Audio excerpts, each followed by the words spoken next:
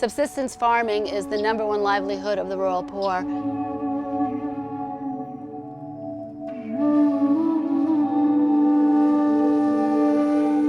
As we were driving in northern Ghana, I saw this scene on one of the dirt roads that appeared with all these women walking, carrying cassava on their heads, this rooted vegetable. The men were following along, holding some machete-type instruments that they used to help cut the brush.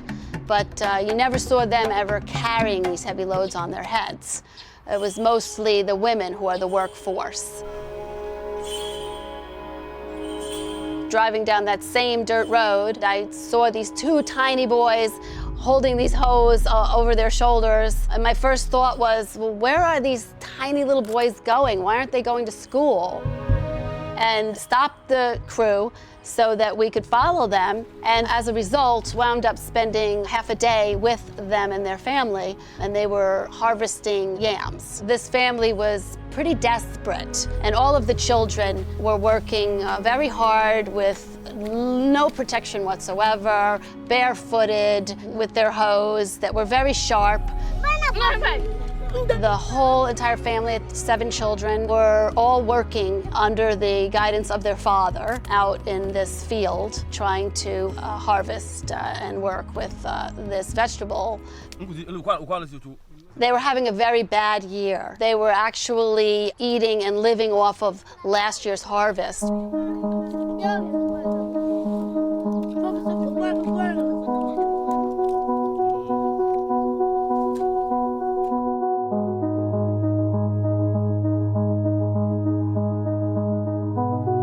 We are very, very poor. We are very, very poor. We are suffering for food. Many of the world's subsistence farmers, because of changes that can happen very, very quickly, are in fact not only impoverished, but malnourished. They have bloated bellies. They don't eat properly at all. They don't eat regularly. They may eat food that they grew last year rather than this year.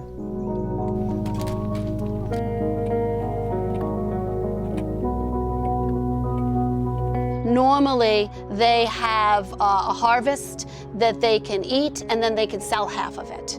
But in this situation, due to climate change and lack of rain, their harvest was very poor. It was going to make 2, but this one is small, so I want to use this one as seedlings. We depend on rain, so in some years, the crops will dry. Then it will be a problem for us. Even what to eat is a problem. It's very, very difficult.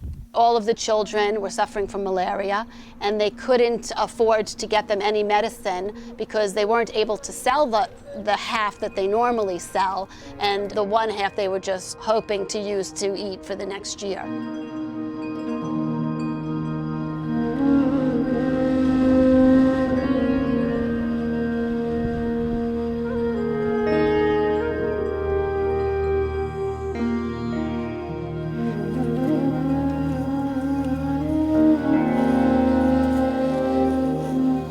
I photographed Jacaba, an 80-year-old woman who was hunched over working in her fields. She was widowed and living by herself. And she was not exactly happy that I was there and wanted to photograph her, because she was blaming the Western world for her crops were not good.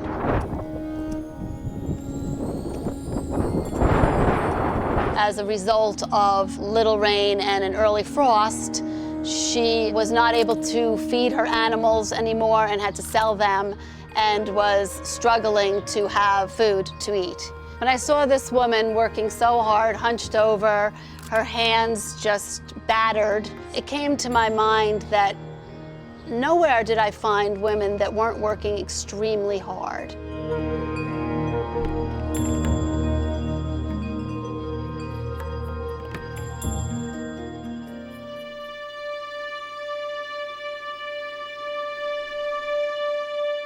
Closely associated with families that live on the land are also children and families who herd.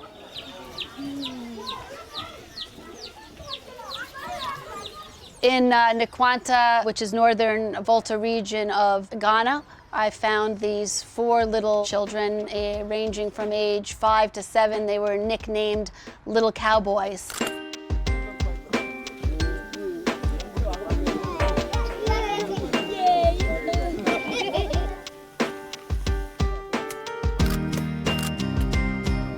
They would go out from sunrise to sunset herding these cows that were probably, I'd say, about 4 times their size.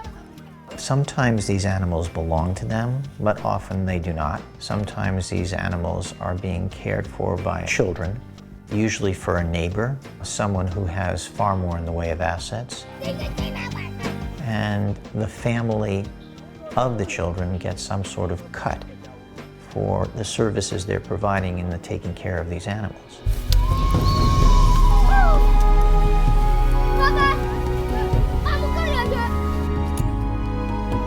They all said to me that they were all in the fear of being snake bitten because their father had been blinded by a snake bite and one of their brothers had been killed by a snake.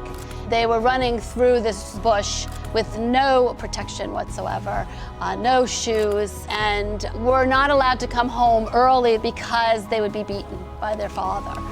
None of them could go to school, and all of them wished that they could aspire to be something else, a teacher, a doctor, a soccer player, even Nelson Mandela.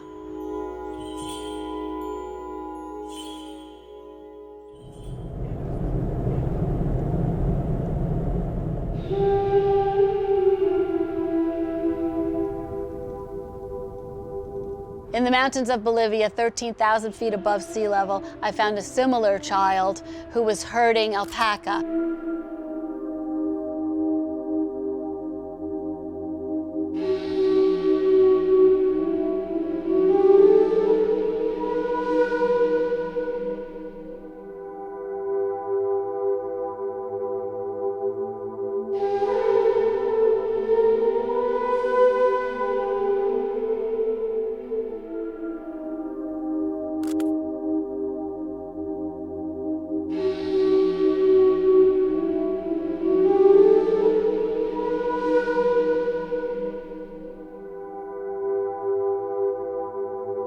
His father had died, and he was the main breadwinner for the family that were subsisting on the fur of the alpaca.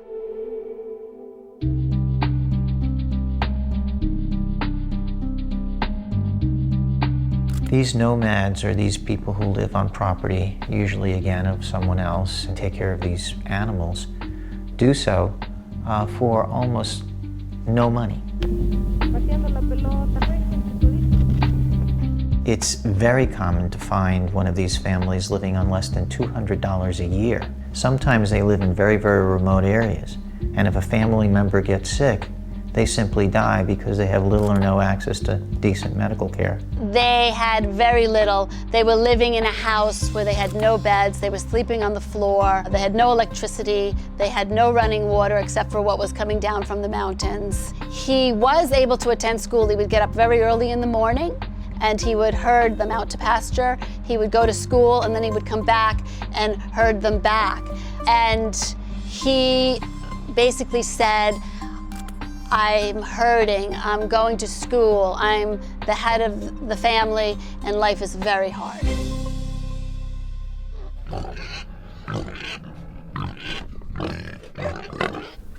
Another story that we found in the hillside of Peru was Aldahir, a 13-year-old boy who was taken in with his mother. They had been sleeping on the streets, and he was given a job as a pig farmer. And he was living with an older man who was a farmer himself who needed help.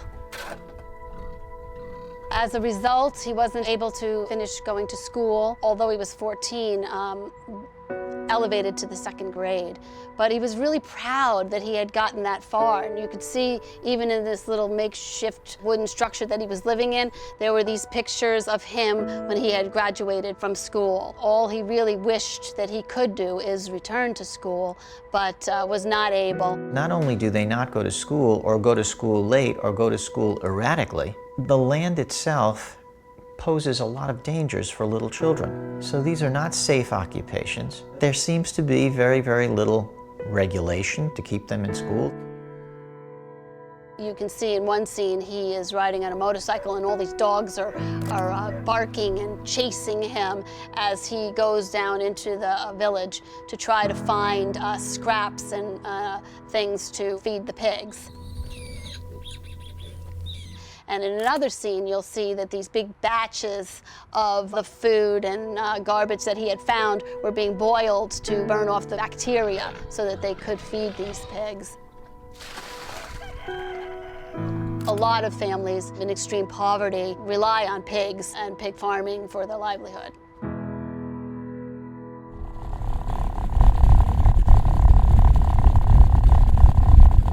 Throughout our travels, we didn't just focus on people who live off the land, but also the waterways throughout the world.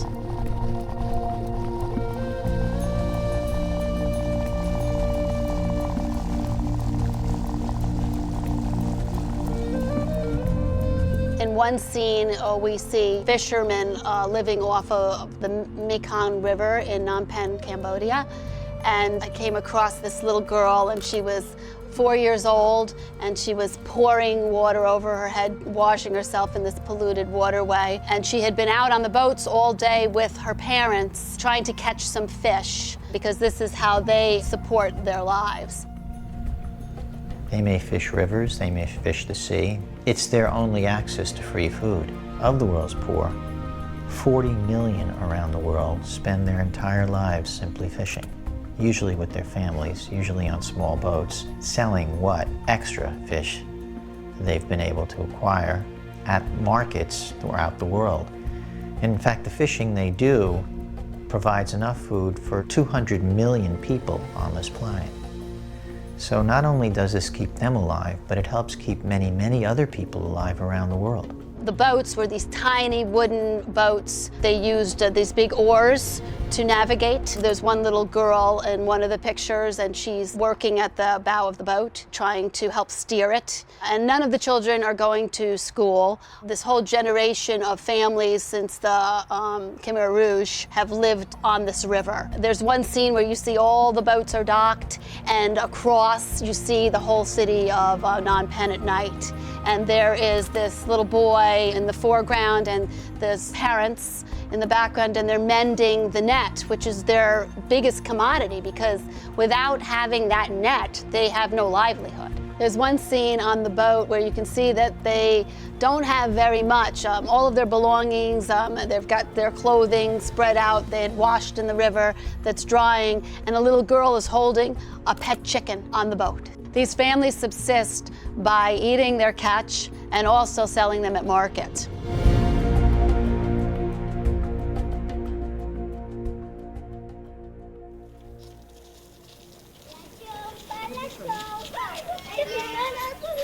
I followed or chronicled a family, a mom who was 36 years old and had suffered multi-generational abuse along with her daughter, who was 16. Both of them had tiny children that they were trying to support, and the mother had 6 children of her own, 2 of which were still with one of the husbands working in the agricultural fields.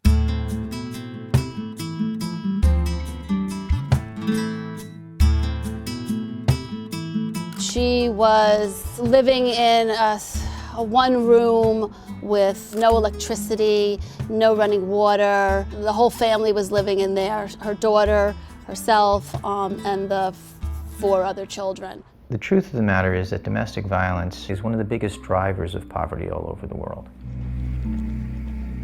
It affects, of course, women and children the most, and it's responsible for making women and children one of the largest segments of the world's poor. Every time there's an incident of domestic violence, it's the woman and the children who have to move. They leave everything behind. She had this whole route that she had where she would go to try to find things to recycle. And the children who could not attend school because she really needed them to help find recyclables. She has absolutely no access to medical care. She has and owns no real property. She has very limited personal property, and she has children to feed. So she turns to the streets and gathers up recyclables in any way she can. They do the jobs that nobody else in the whole wide world wants to do. They do them under the most adverse of circumstances. Their health is at risk. Their children's health is at risk. Life is just all on her shoulders. Like everything is dependent on them finding these recyclables so that they can eat for the day. They had really very little to eat. I think they had had one little thing of yogurt in the morning to eat. The older daughter, who was 16, who had been abused also by the same husband that had abused the mother, had been kicked out at the age of 14 and also had a little baby. There's the scene in the room and the mother is breastfeeding her baby, her daughter is breastfeeding her baby. The daughter had just lost her job that day, and they were really on the brink of not figuring out how they were really going to exist. Hombre maldito, ya me cansé de tantos celos y caprichos.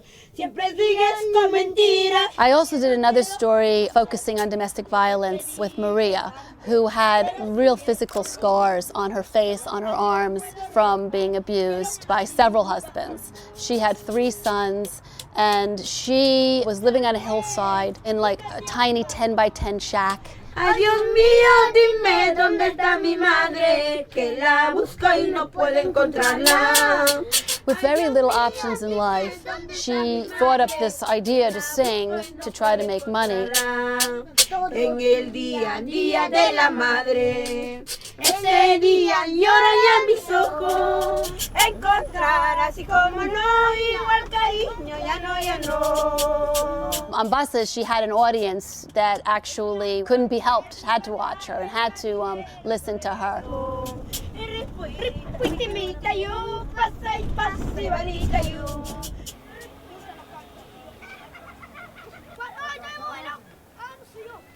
Many times working late into the night.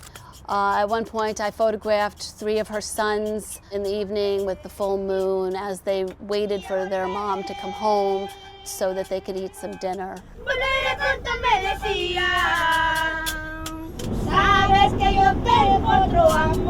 But she is able to at least send them to school, and she's hopeful that she's going to be able to raise 3 boys into men that won't be abusers. In traveling the world and trying to capture the lives of individuals who live in desperate poverty, we discovered one thing, that it was very, very hard, if not impossible, to spend time with individuals, with their children, at their homes, without trying to do something to improve their lot, certainly before we left them. Often it was just a small gift, but nevertheless it meant a lot to them, and often, too, members of our crew were motivated to do more. I was the videographer that worked on the Living on $1 a Day project with Renee Byer. It was amazing traveling all around the world and spending a day or 2 each with families that live in such an entirely different situation than we know.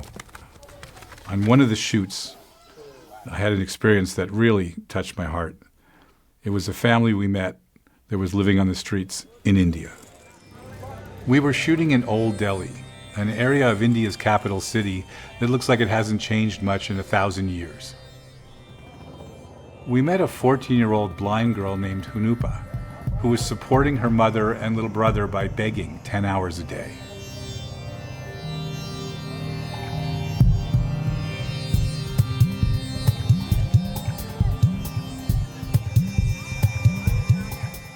They had been stranded in Delhi after traveling from their small village in northeast India in search of medical help, both for Hunupa and her younger brother. They found themselves living on the sidewalk, unable to leave Delhi, and the mother, due to her own medical issues, unable to do the kind of physical work that was the only way she knew how to earn money. The children couldn't go to school because they didn't have IDs, as the village they came from didn't issue birth certificates. Besides, their only source of income was to have Hunupa sit in a wheelchair and beg all day so that they might earn about $1 and survive one more day. With the children not going to school, they would be caught in a cycle of poverty that never ends. Each night, they spread out a tarpaulin blanket and tried to sleep on the hard concrete in the heat. They had no hope of improving their situation, There's no such thing as a safety net for the poor in a place like India. I was touched by this innocent family, who, through no fault of their own, had no chance of making their lives better. I had trouble sleeping in my comfortable hotel bed that night. And the next day I went out and purchased some folding cots, so the family might at least sleep off the hard sidewalk. That cost me $25. I didn't have much money, but I told that family that I would try to help them further if I possibly could. One of the more compelling stories that we highlighted in the book was a story about some children who live on an e-waste dump site in the capital of Ghana, Accra, and their lives there. Just so we all understand what e-waste is, it's short for electronic waste. And it really is made up of all of the electronic devices that the developed world produces each year. These children are often forgotten, they're abandoned, they're throwaway kids that in some cases parents couldn't afford to raise them. Many of them are below the age of 10, many are girls, many are simply not safe, and of course all of them live in a toxic environment that over the course of some time will kill them.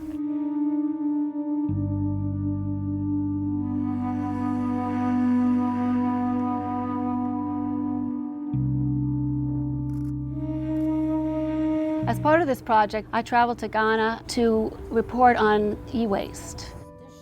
It was this huge, miles of just trashed computers and all kinds of electric supplies from the Western world. But what was the most harrowing were these little children that were sifting through this with their hands all blackened, their faces were full of soot, they were wearing flip-flops, they had no protective gear, and they were working to try to find little tiny metals so that they could make enough money to survive to the next day. This used to be the lagoon. This is now a tidal creek that is a dump site between the shanties where these orphans are living, sleeping on the floor, breathing in the smoke every day from the fires of the burning of the electronics. Contrary to what a lot of people believe, most of the electronic waste is not inherently valuable. It actually is a service that is needed to be done to take care of the toxic materials in it.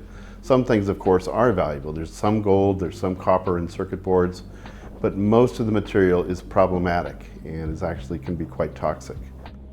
Batty, she was 8 years old. She had her tears streaming down her face from the effects of malaria. And I was stuck sort of in my tracks. I was afraid to raise my camera because I was afraid if I raised my camera that she would turn away and I wouldn't be able to capture this emotional, gripping image. So very slowly I raised my camera to photograph her, you know, amongst this scene and tried to frame this picture where her face had all these tears streaming down. And I never got her face out of my mind. I'd seen a lot of pictures of e-waste, but I'd never seen any of children and the actual effects that it was on these children. Many of them live in tiny little structured wooden buildings banded together with other children, or else they're basically just sleeping on the streets. It's just almost unimaginable that we have children that are working to survive like this. My fear is that you look at the photograph, but it's so alien and so foreign that you look away. There was another little boy, his name was Philemon, and I think he was about 14, and he had escaped an abusive life and was an orphan. And he was also living and sleeping on the ground in this same site, and he was completely blackened. When you look at this photograph, his hands, his face, I don't think anyone can imagine their child looking like this. When I went home that evening and had taken off my shoes and taken off my socks, my feet were just as black as what he was. And that just shows you how toxic and how awful this carbon and this hazardous waste is for these children. So you can imagine these children and the impact on them. No one can really prepare you for a scene like this. It's almost like a scene out of a movie. It's not even real. And when we approached it, it looked like Armageddon.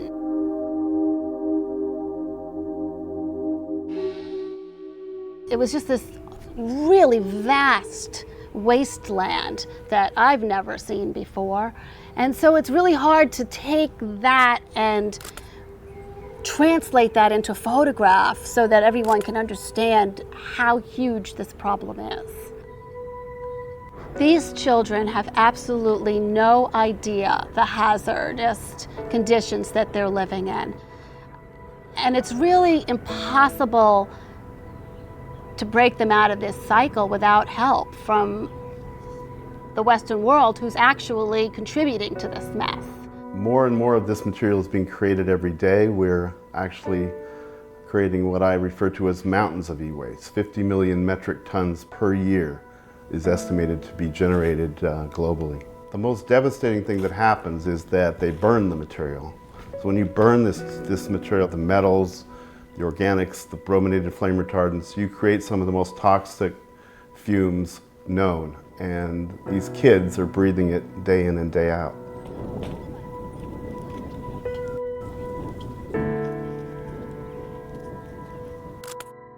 Aisha, she's a 10-year-old little girl who is sort of sitting there. She's got her little flip-flops on and she's just lost.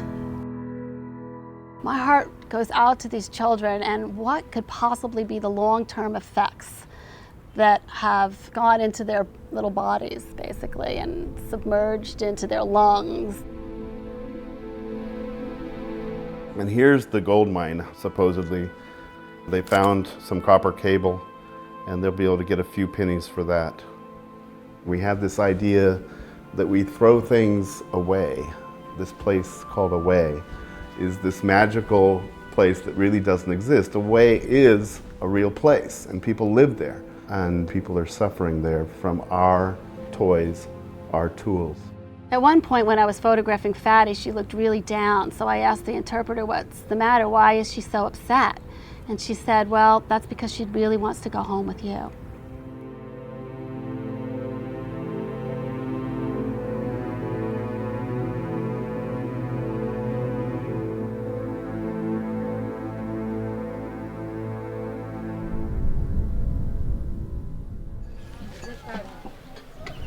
Part of the reason we put together this book was to highlight some of the work of these people around the world who simply care enough to take time out from their own lives to make the lives of others better. They are really the world's true heroes. They're there on the front lines every day, caring for people that almost no one else cares for. As I approach the slum settlement, which is in northern India in the foothills of the Himalayas, I'm looking over all of these tent-like structures. There's over 600 people that are living with basically very little. Throughout the world, particularly in the developing world, what we find, and what you may have seen in your own travels, it's what's been called pocket slums. They're not the huge slums you might find in a movie like Slumdog Millionaire. However, in any large city, you will find thousands of them.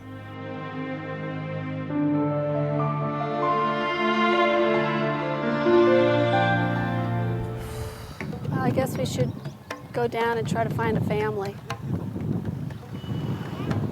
Hello? Hello? Hello?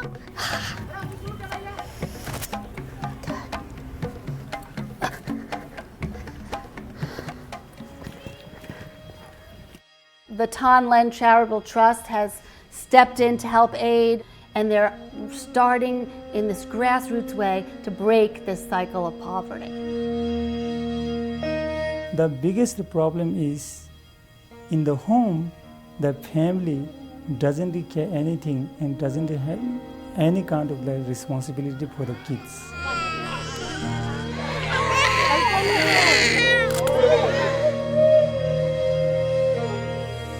There's two pictures here.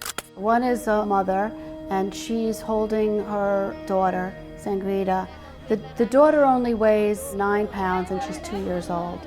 and she's being starved on purpose so that her mother can beg with her on the streets so that she can earn money to help feed her other children. The picture is so harrowing that I worry that people will just flip the page instead of looking into the eyes of this child and trying to imagine their child in this child. Most of these family and most of these ladies are begging in the street. The mother used the baby to get the more money. In slum community, 98% of the children are malnutrition and anemic or underweighted. Could you even fathom a baby being starved on purpose just so that the mother could feed her other children? Later, that child actually was saved by the mobile medical clinic that came through that slum settlement. There's hope for this little girl. But there are 18,000 children under the age of 5 that die every day from preventable causes.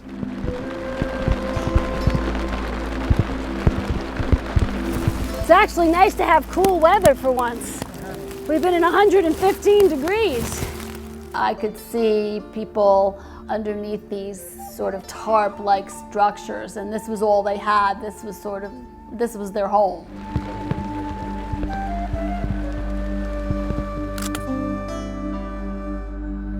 परिवार में पहले तो 4 थे।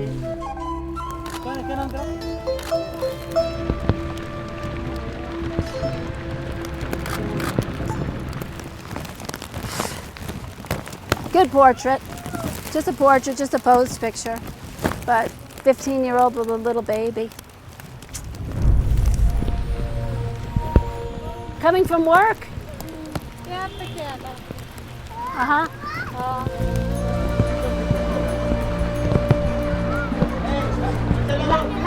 Hello? Hello? My name is Pinky. Your name is, you can say your name, very good English. My name's Renee. They've even gone and built a shower, solar powered, so that these children are now getting a shower every day. This is the biggest joy for them. It's so swelteringly hot there. We have 3 ladies working with us from the communities. One lady called Rita.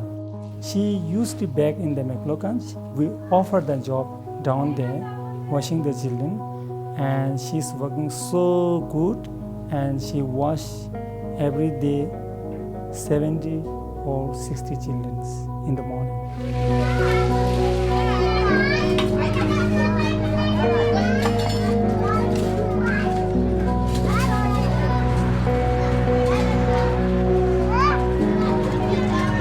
Just building these tents and having these slight little bit of education and food for them and showers for them, it's really giving them hope.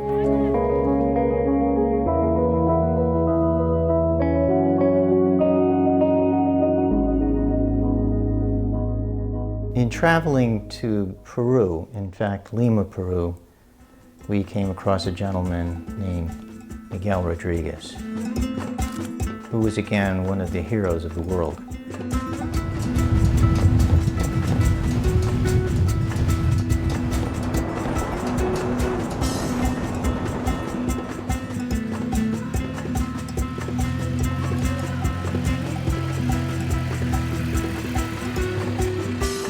Con cuidado.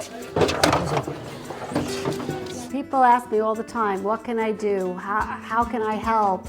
How can one person do anything? Hey, hola.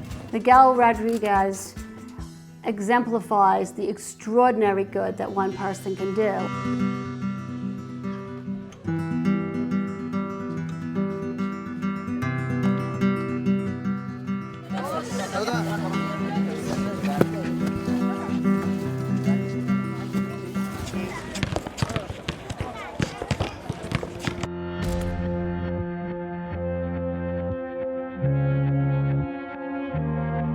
After suffering a loss of his own, His child at 6 months old had died of some illness of the heart, was leaving the hospital and saw 2 street children and looked over at them and thought, why couldn't you have taken them? Why did you take my little boy?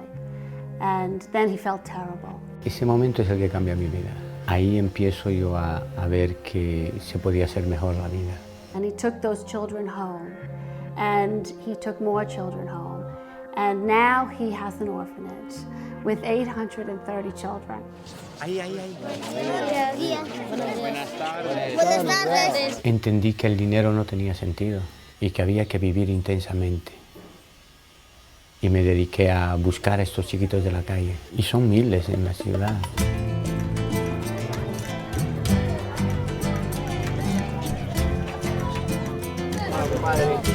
All love him and embrace him. He knows all of their names. He hugs and kisses them every day. And it's one of the most beautiful orphanages I've ever been to.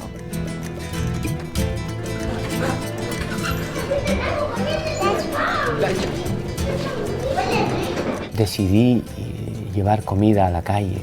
Me enteré de cosas que no se ven a diario, ¿no? Niños que deambulan, que roban, niñas que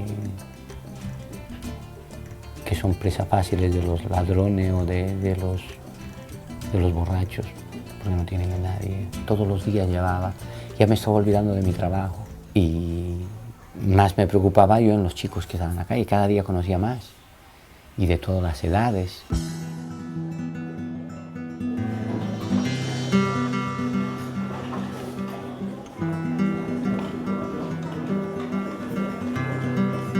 I didn't see one unhappy face when I walked through that orphanage. Here's Miguel, he's shushing everybody before their meal. They're all anticipating the meal that they've been served. He really puts a lot of importance on praying with the children before the meal and being thankful for the meal. Every child was smiling, was laughing, was enjoying life, and was being loved. A ver, Santa Rosa, Suzuki, vamos saliendo. Eso soy producto del amor de los niños. No soy una persona que haya querido hacer esto. ¿No? Sería mentirte si te digo, oye, yo siempre quise ser cura, monja, no. Yo he querido ser siempre un hombre que tenga dinero y la pase bien. Y ahora soy una persona que tiene muchos amigos y la paso mejor. In visiting the familia, what you see are children who are happy, children who are being fed, children who are receiving an education. Día, Profesor Miguel. Who have a doctor available to them when they feel poorly or when they get injured. At the end of the day, he collapses on this couch, but still smiling. You know, I love the contrast of him on this couch, and you see all the little stuffed animals behind him. They're all a little bit dirty and raggedy, but there's just so much hope in the picture. You just see so much relief in his face. Este mundo es maravilloso. No sé cómo nos quejamos de lo que tenemos. Así que tenemos mucho por hacer, mucho por vivir. Y a veces perdemos más tiempo en cosas que no deberíamos. Pero bueno, mañana seguirá saliendo el sol. Gracias, Miguel, gracias. We often hear about the Bill Gates, the Warren Buffetts, the billionaires of the world who actually decided to give away much of their wealth to help others. You don't have to be a billionaire or a millionaire to help others. In fact, what we've shown is there are a lot of little people out there that help others all the time. We can all be heroes. We all should be, at least to some extent. Give of ourselves, our time, our talent to help a person in need as often as we can. That's the only thing that's going to make this world a better place.